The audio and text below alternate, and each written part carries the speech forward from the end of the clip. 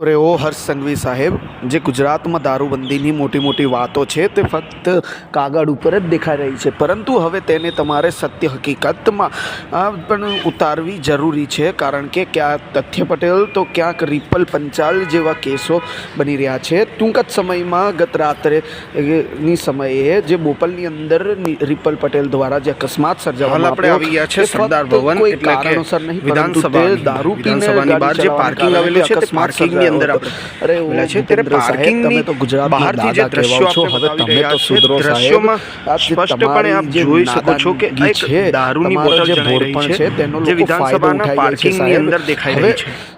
ઘટનામાં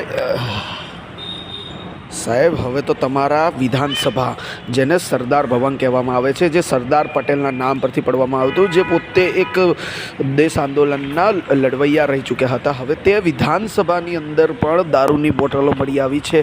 એ પણ આપણે આવી ગયા છે સરદાર ભવન, એટલે કે કોઈ બહારના વિધાનસભા નાખી જાય વિધાનસભાની બહાર જે પાર્કિંગ આવેલું છે તે પાર્કિંગની અંદર હોવા છતાં પણ વિધાનસભાની પાર્કિંગની કઈ બહારથી જે દ્રશ્યો આપણે બતાવી રહ્યા છે, દ્રશ્યોમાં સ્પષ્ટપણે આપ જોઈ શકો છો કે આ એક દારૂની બોટલ જણાઈ રહી છે જે વિધાનસભાના પાર્કિંગની અંદર દેખાઈ રહી છે.